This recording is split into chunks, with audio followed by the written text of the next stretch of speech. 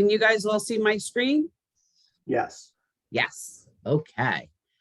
All right, guys. Well, you know, as being part of someone on the culture team, you know, culture equals our core values, right? Our 5 core values: relationships, constant improvement, contribution, accountability, and the 5th one is results. Once you've done those first 4, you get to 5, right? So I hope you've all had a chance to check out Build It Through Culture Live every other Thursday on Master Networks Inc. page that Rob and I do. And I'm really excited to get the opportunity to speak with individual chapters about the benefits of culture and how it can help improve your meeting.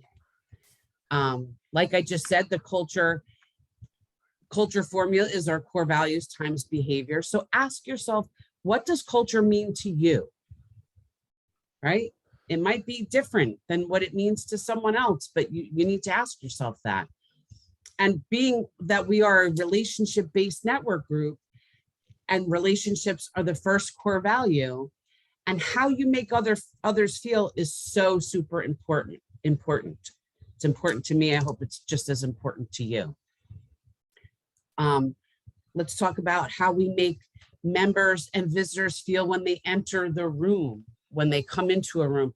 Listen, if you have a party at home and someone knocks on your door, you greet them, and then you bring them into the party and you introduce them to people that they may not know, right? Let's do that same thing here. When people enter the room, regardless of, it's not one person's job, but rather everybody's job, when as people are entering the room, that we all greet them. Hey Zach, hey John, hey Jim, it's great to see you this morning, right? By doing that, you're making everyone feel like they're important, because they are. Everyone in the room is important. There's no one person that's more important than another person. Everybody's important. And we want to make sure that we're doing that. And if you're inviting a guest, make sure to arrive to the meeting early so that you can introduce your visitor visiting the meeting to everyone in the room. And it might even be, I have members, and I think this is a great thing to do, when you're going to have a visitor come, a guest visitor come to check out your meeting, send an email between yourself, the visitor, and your president. So you're giving the president a heads up that a guest visitor is going to be coming. So it makes it a little bit more welcoming to the guest, because as a president myself, I will then reach out and say, hey, looking forward to seeing you Wednesday at 5 o'clock, right? So that helps. And it makes them feel important. Remember, by doing just these few things, you are all controlling the thermostat in the room and making it a warm, inviting place to be.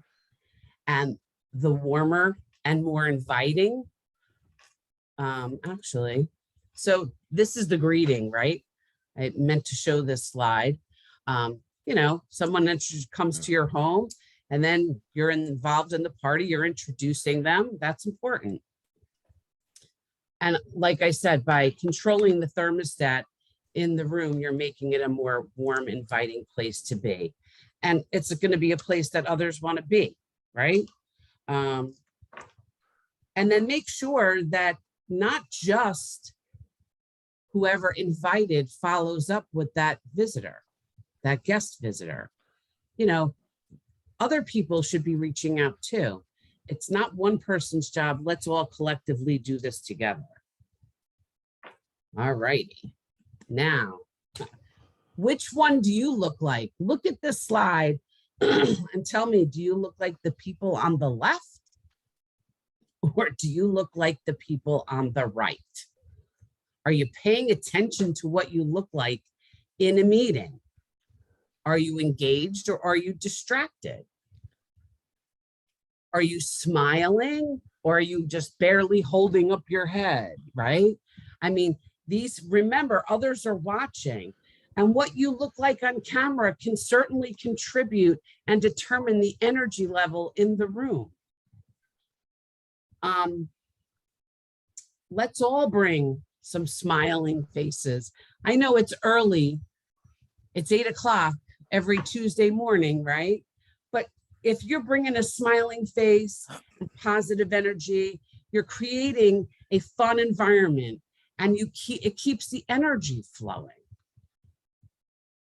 And our culture is to get others talking, right? So how do you do that? Have you had a face-to-face? Ask yourself this question. Have you had a face-to-face with every single member of your chapter? It's important to think about the other person's needs, right? We should be thinking about we don't think about ourselves. It's like, how can I support you? What is it that you need? And how can I make those connections? Can you think of 2 personal things that you've learned about each one of the members in your chapter? Maybe it's their favorite vacation spot, right? Or maybe it's their favorite sports team, or maybe it's just what they like to do in their free time, right? Remember, the B in bond is built on a common interest.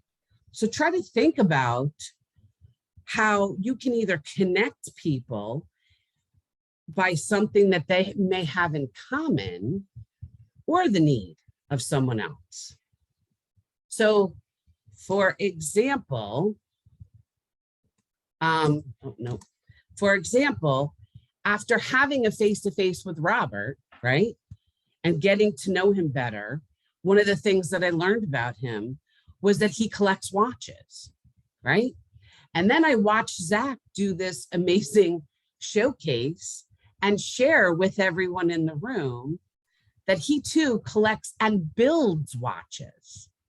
After that showcase, I was like so pumped up and super excited for the conversation after the meeting, because now I knew that the 2 of them had this amazing thing in common, and Robert and Zach were going to be talking about it. And I just wanted to sit back and listen to the conversation, right?